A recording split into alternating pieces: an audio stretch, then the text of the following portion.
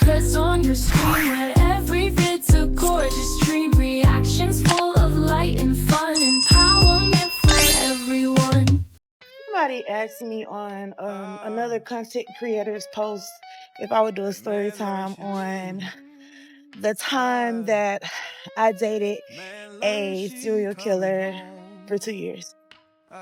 Put a finger down if you've ever gone on a Bumble date with a murderer. Like, I don't mind doing it, but it's just like holes in like my memory because it was so long ago. This was back like in 2008, 2009. So a lot of things I don't remember, but there are some things that I do. So basically, I went to the military in 2008, and I went to boot camp.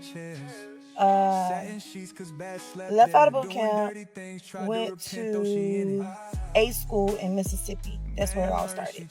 So I was pretty quiet. Like, I stayed to myself. I didn't have like a lot of friends and stuff. There were like 1 or 2 people that I would talk to all the time.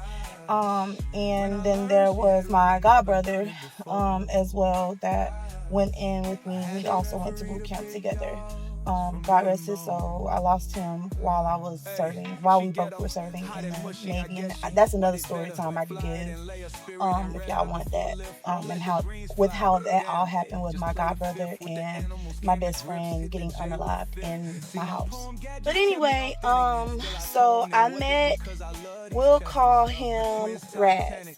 So I met Reactzz in A school. He had like the biggest crush on me. This boy, every time he see me, he would just like let it be known like he is like head over heels for me. Like, I don't know why he liked me so much, but anybody that mentioned my name around him, like he would just like be like, that's my girl, don't talk about her. So I'll say for like a good 5-6 months this went on with him, like just sending notes to me, coming to like my dorm and like asking me out on dates and like giving me money and buying me lunch. Like anything that he finds out that I need, he would take care of it. Like, I don't care what it was. Like, there were uniforms that I got from the Navy Exchange, and he seen me at the Navy Exchange, and he actually paid for my uniforms. And if y'all don't know, like, military uniforms are not cheap. So he spent a bag, like, getting, because I had gained a lot of weight between boot camp and A school. Like, I gained almost 100 pounds, literally. I gained like 80-something pounds. I was little. I was like 109 pounds when I initially went in, and leaving, like, I was thick. So fast forward, he started to like grow on me because I started like hanging around him more. We had like mutual friends. I started to get out more, like, you know, going to parties and clubs and like working out, you know, and we all frequented the same places. So him and I, it was just inevitable. We would see each other, and the base was but so big. And I actually, like, at some point did start to take a liking to him. Now, he was not my type. He was like skinny, and he was tall and like slender, and like that just was never my type, you know. And he was just like, he came up to me like a square. Now, mind you, I'm in my early 20s. I'm older now. I'm in my 40s now. So this is like 20 some years ago, right? Where I had a preference, you know, and I came from a certain background, so I was used to certain type of guys, and he just didn't fit that category of men that I would usually go for. So we started dating. Fast forward, we started dating. He asked me out finally. He got me a ring. He got me a promise ring, and it was really sweet. He got me flowers, all of this stuff, and he came to my command, to my ship, and asked me out. And I was just like, he was like on the neighboring ship that was next to my ship. So we went to work at the same time. We got off at the same time. We would see each other every single day. We eat breakfast together, lunch together, stuff like that. We just, you know, was getting acquainted, starting to get to know each other. We were dating. So ultimately, I was ready to move off of the ship. He was ready to move off of his ship. By this time, we have been together roughly 6 or 7 months. And it was a mutual agreement for us to move in together, get our first. It would be my first apartment, his first apartment, first time ever living like independently in your own place, paying your own bills. So as an adult, so I said yeah. He said yeah. We did it. We found a place. We moved in, no problem. It was cool. So we're living together. Things started to get weird. Like weird. He would have like underwear of mine, like in his like work bags, and like he was just obsessed, right? So some people thought it was cute. Some people thought it was alarming. I didn't know what to think because I had never experienced it before. And I'm just like, is this really how boyfriends are supposed to be? This is my first time living with a guy. Like, why? Like, he would clock me everything I do. Like, literally, like, the times he would have the time down pat of the amount of time it would take for me to get from work to home. It wasn't like he was controlling in a way where it was like red flag. No, it was like very like subtle. Like you wouldn't be able to explain, but you just knew that something was off. So it started to spook me. So I started to like pull away, back off. I started staying at my friend girl's house more, and then some days I would stay on the ship more, and I would just like find myself like not wanting to be around him. Like he had scared me off basically because he didn't want me like socializing with other people. He didn't want other guys like talking to me, like even if they were just like friends and they wasn't like coming at me crazy. He just was very, very possessive, and my oil is just like all over me. And I just thought that was a huge red flag. You know, I didn't want anybody telling me who I can and can't talk to, where I can and can't go, like checking my knowledge in my car, like stuff like that. That type of stuff was like really scary for me. So it got to a point where I had talked to him and I'm like, listen, Raz, I like you, but I don't like you like that anymore. And I think it'd be better off if we were friends. You know, we would just be roommates. Now, if you don't want to live together anymore, that's fine, but let me know so I'll know what to do moving forward. If I need to know if I need to end the lease or if I should find somebody else to move in to, you know, help pay their portion or whatever. And he was just like, you're not going anywhere. Like, we're not breaking up. You're not moving out. I'm not moving out. We're going to make it work. And I'm just like, no, we're not. So this back and forth rhetoric went on for weeks, right? And I had gotten so tired, and I started to feel like there was like no way out. Like I was scared. I'm like, dang, I'm trapped. Like I'm stuck inside of a lease with somebody that I don't want to live with. He's becoming more and more weird, more and more like just crowding my space, and at this point it's like disrespect to me. So I come up with this game plan with my homegirl, and she's like, well, when next time he has duty requires you to be at your command for 24 hours. During that time, you just make sure you find out when his next duty day is, and we'll just move all of your things out. We'll talk to the leasing property, the people in the leasing office, and let them know what's going on, and you just like discontinue your lease. So I was like, okay, great, that's cool, I could do that. So that's what I did. I went to the leasing office, told them everything that was going on. They was, you know, sweet about it. They was nice about it. You know, for some reason, like when you're active military, you get a lot of more lenient. And they definitely let me out without a police report, without anything. Like they wasn't even really supposed to do that, but because I was so scared, and they actually knew like what I was saying was true because they had heard like noise complaints about us arguing at all times of night. They knew. So they let me out. I moved out. And Raz would not let up off of me. He was really upset when he found out that I had moved out. So one day he came to my command, and I don't know what the grace period was, but it had been a while, and I had started conversating with other guys, and I'm single, so I was being friendly and getting to know other people. I'm still new to the command now, so I started talking to this other guy, and I really liked him, and he was there for me when I was going through everything with Raz. He was very protective. He would make sure that I felt comfortable as far as he could help it. He would make sure I got to my command safely, or wherever I was going, he'd make sure I get there safely. He was very, very, very, gentleman-like, and he was a lot more of my type than Raz was. So when Raz got a whiff of me talking to this other guy, he came to my command.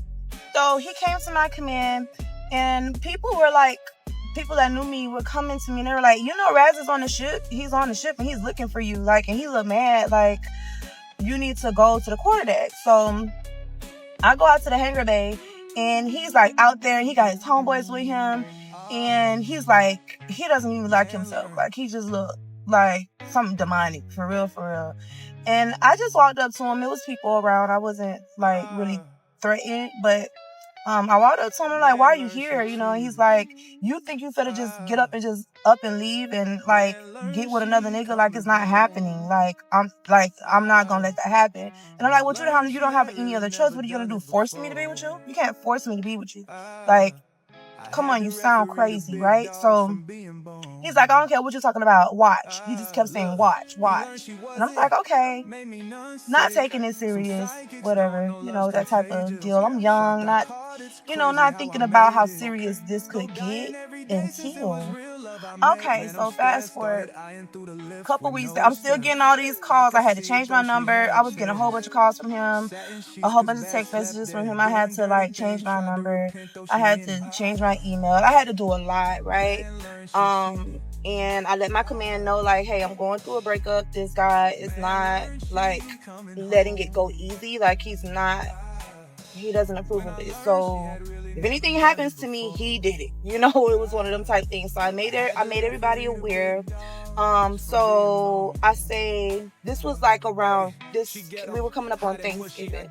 So me and the guy that I started talking to, we decided that we were going to have Thanksgiving together because neither one of us wanted to go back home for that holiday. We wanted to wait until Christmas. So we said, okay, we'll spend Thanksgiving together, and then for Christmas we could just go see our family or whatever. So we go to Walmart. So we shopping. We walk inside. No, I'm sorry. We're walking inside, and I see Raz's car. He had followed us. So we keep walking, and the guy that I'm talking to, he's listen, I'm gonna have to do what I'm gonna have to do if he try anything. Just walk ahead of me, So I'm walking ahead of him. I'm nervous. I'm scared. I'm oh my God, it's Raz and all of his homeboys. It's a whole bunch of them. It's 3 carloads of them, and it's just me and the guy. So we go in Walmart. We get the things that we need, and we come back out, and they're still out front. So then words started getting exchanged. So Raz is nigga, you think you could take my girl, and you will never be me, and she ain't gonna be with you long, she'll be right back with me, and just going on and on and on and on and on and on. And John's just all right, bro, okay. I said his name. I mean, the guy that I was talking to or whatever at the time, he was yeah, whatever you say, just don't run up on me, whatever they was going through, whatever they was going through. So we get in a car, they get in their cars, and they start following us. They're following us in a car. So now we're on a high-speed chase. I'm trying to keep my phone cool because my car is so hot, it's 104 degrees outside. But anyway, so we're driving. So I'm listen, just go to the police station so that no guns have to be drawn. Like, it don't have to go to the, that extent. So let's just go to the police station. So we pull up to a police station after about 10 or 15 minutes of driving. And I go inside the police station. And I'm like, listen, can somebody come out? Because we're being followed. And I tell them whole spiel or whatever. They speed off. They leave. And they're like asking us if we had the tag number and all this. We just had a description of the car. We didn't have the tag number, so it was nothing really that it could do. So they was just like, if he comes back, give us another call. We'll come out. We'll get dispatched out. I gave them my address, my phone number, all my contact information. So we get to my where did we go? Oh, we went to my friend guy's place.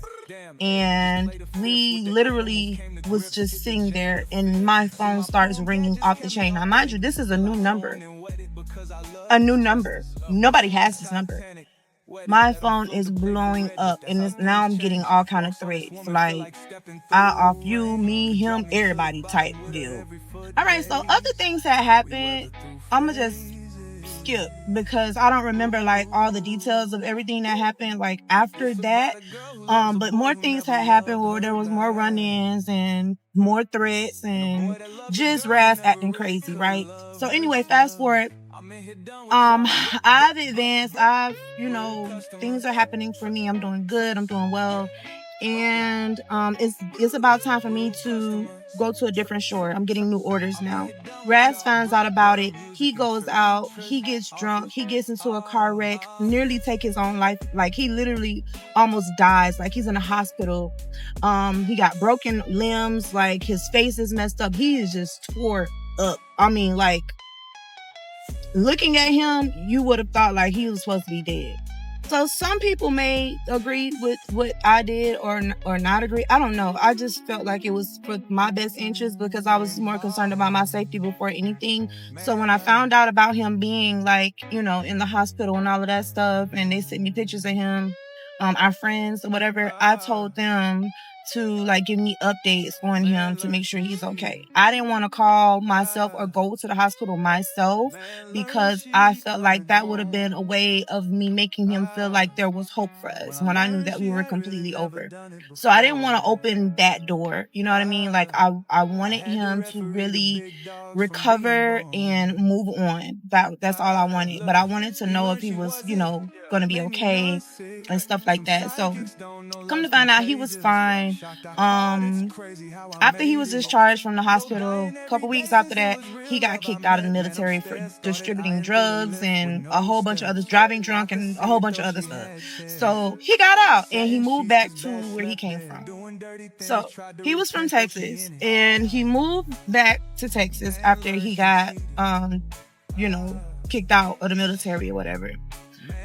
He found out where my duty station was. He contacted my duty station, acting like he was like one of my kinfolks. And somebody had called me at the quarterdeck and was like, I had a phone call. I go up there. It was him. He's like, why are you still ducking me? It's been over, almost 2 years. Like, I know you're over everything. Let's get back together. I'm better now. I think the military was just bad for me. I'm doing good things out here. Like, I'm about to start these businesses and all of this stuff. And I'm just like, okay, that's good. I'm happy to hear that. But I've moved on. Like, I'm engaged now. Like, I'm good. Like, I don't want any to be involved with you like that. So he didn't take it well. Still, he's still like, no, I'm gonna still keep pursuing. It was one of them. He just kept going. So ended the call with him. He then a couple weeks after that reaches out to me on Facebook. Okay, so he contacts me through Facebook, but through video call. I answer it. He's like, please don't hang up. Please don't block me. It's something like really important that I want to tell you. And then I'm going to let you go. This is what he's texting me. He's like, if you just answer this one last time, I won't disturb you ever again. I won't reach out to you ever again. I won't bother you anymore. So I'm like, okay, that sounds like a deal. Like that's fine. I could do that. So I answered the call, the video. He's like crying. And he's like, you're who I really love. I will never love anybody like the way that I love you. Like, you helped me change my life. You made me want to do better. You made me, start getting closer to God. Like, all of these things. And I'm just like, okay, but that's not what we just discussed in the chat. Like, you're telling me one thing now, but now I'm confused. Like, what did I just answer for? For you to say the same things you've been saying to me, like, for these past couple years? Like, what's going on? Like, what do you want? And I just want you to just, like, leave me alone, basically. He was like, no, I was letting you know, I just want to let you know, like, I love you, and I got with somebody, and she looks like you. She reminds me so much of you. She acts like you, and, but she can never be you. But every time I look at her, she just reminds me of you. I just want to tell you that. But I just want to let you know that I did move on and stuff like that. So I'm like, okay, good, great. It was a very conflicting conversation, but great. So we got off the phone. This is where it takes a crazy spin. Okay, so boom. This is probably going to be the last video, or next to the last video, whatever. I tell you no lie, 2 months later, after that video chat with him, one of my friends called me and they're like, you need to look at the news. And I'm like, okay, what am I looking for? And she's like, Raz just got arrested for unaliving people. What? I go and I go to the station that they told me to look at, or whatever. And lo and behold, it's him on a mugshot. And there's this girl on another mugshot next to him. And the thing says that couple charged with homicides, and they are now called the taxi cab driver killers. And they basically went out killing taxi cab drivers after robbing them.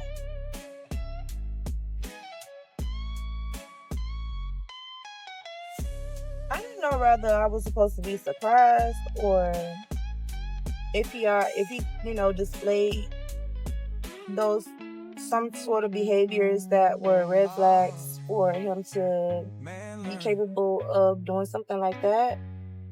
But that to me was like, what? Like, that could have easily been me had I caught him on the right day. And even in prison, he's been sentenced to death row. Even in prison, this man still tries to contact me.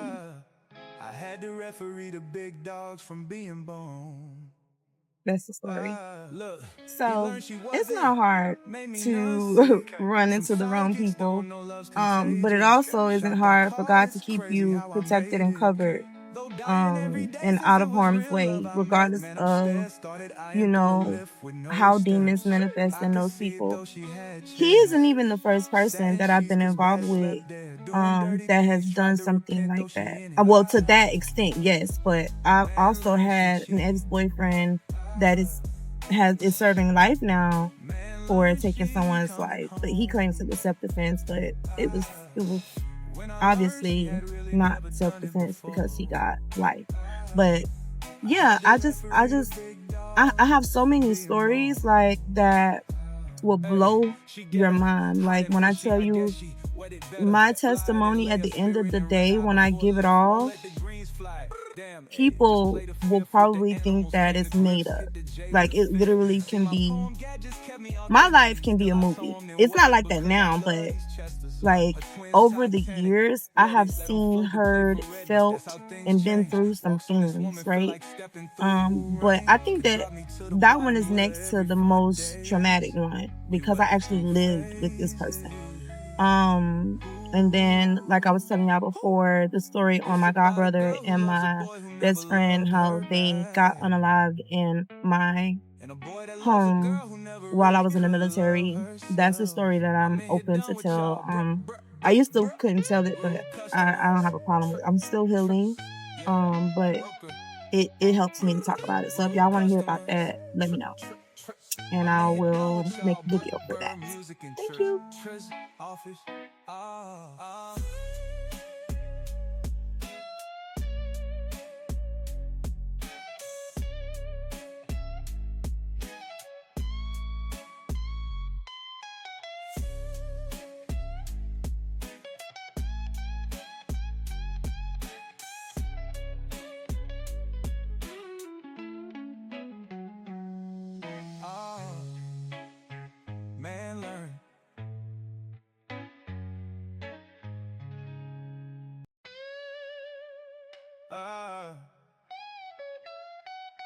Man learned she cheated. Man learned she coming home. When I learned she had really never done it before. I had to referee the big dogs from being born. Look, he learned she was it. Made me none sick. Some psychics don't know love's contagious. Shocked I caught it's crazy how I made it. Though dying every day since it was real love I met. Man, I'm stared, started eyeing through the lift with no steps. I could see it though she had chairs. Sat in sheets cause bad slept there. Doing dirty things, tried to repent though she in it. Man learned she cheated. Man learned she coming home. When I learned she had really never done it before. I had to referee the big dogs from being born. Hey, she ghetto, hot and mushy, I guess she wet it better. Fly it and lay a spirit and red eye before lift. Won't let the greens fly. Damn, hey, just play the fifth with the animals, came to grips. Hit the J with a fifth. See, my poem gadgets kept me authentic. Still I told them then wet it because I love these Chesters. Her twins Titanic. Wet it, let them float to play for red, but that's how things change. Walks on this woman, feel like stepping through rain. Could drop me to